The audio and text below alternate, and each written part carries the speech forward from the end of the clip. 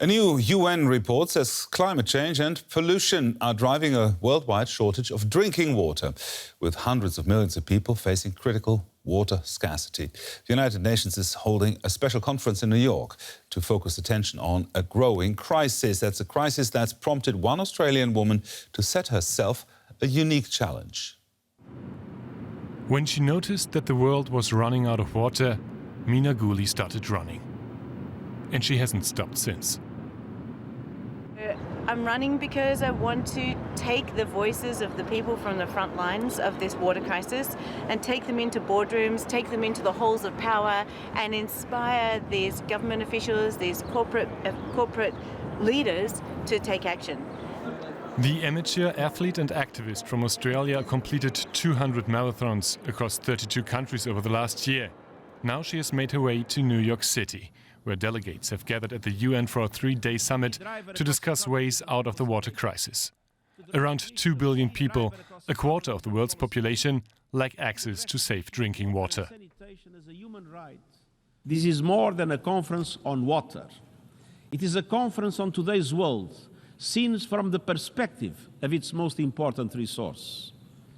This conference must represent a quantum leap in the capacity of member states and the international community to recognize and act upon the vital importance of water to our world's sustainability and as a tool to foster peace and international cooperation.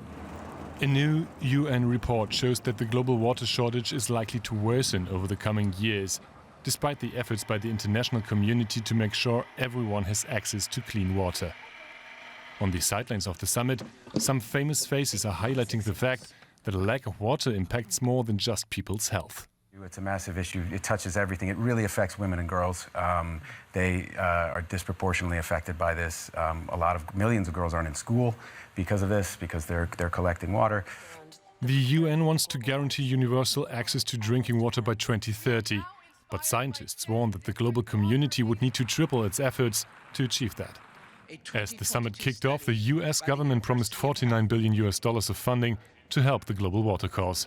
I think it's easy in places like Paris or here in New York City, where we turn on the tap and water comes out, to forget that there is this major systemic global water crisis that exists out there. Mina Ghuli has witnessed that crisis herself, seeing melting glaciers and arid regions during her journey. Now she hopes that the world won't turn a blind eye to an issue that in the end will affect everyone, everywhere.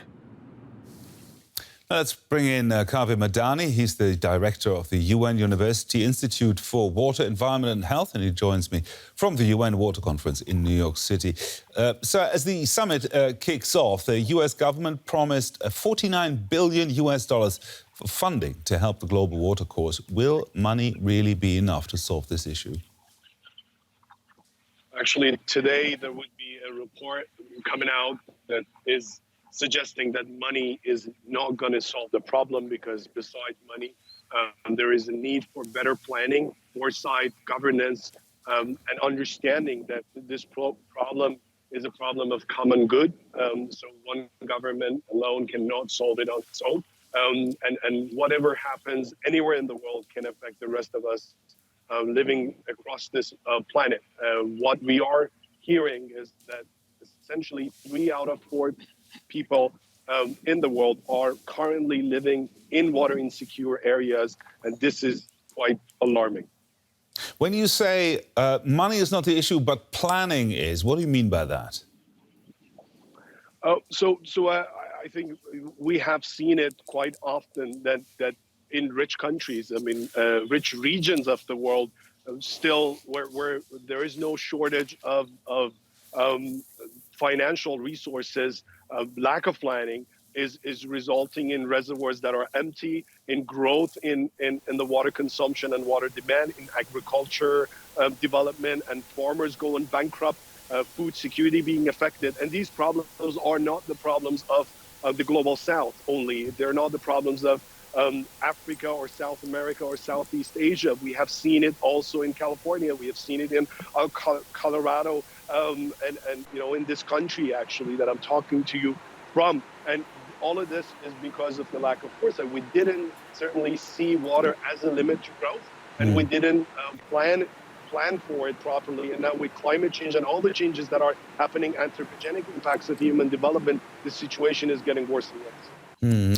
Now, just last year, 1/3 of Pakistan was submerged in historic floods, leaving millions of people deprived of drinking water. Do you expect events like these to happen more often? Absolutely. With climate change, we expect more extreme events. We have done the design and planning based on the historical data that are no longer valid. It's very hard for us to move people from one location to another. It happened in Pakistan, but let's not forget that in Germany also we had a flood that was quite costly. And this is the problem of both the global south and the global north. And in the future, I'm afraid the problem is going to get worse. It's still promising that after 46 years, we're getting together here talking about water at another UN Water Conference. Now, you've been following the discussions there at the conference. Do you expect any real, tangible outcome there? So that's a very good question. I think the Secretary General is insisting on the fact that cheap talk is not going to solve the problems of this planet. We have to do things differently. I think water in the next few years would be on the agenda of many UN agencies, including FAO, concerned with food, WHO, and many other agencies, because now we understand that whatever we want to do to fight climate change, to deal with biodiversity loss, and to fight pollution, the triple planetary crisis, we have to make sure that we do something for water, because water is essentially, and lack of progress on water development can undermine the progress on other global goals that we have, and we cannot deliver on the SDGs by 2030 if we don't plan for water properly. Kaveh Madani, Director of the UN University Institute for Water, Environment and Health, thank you very much for joining us here on DW News.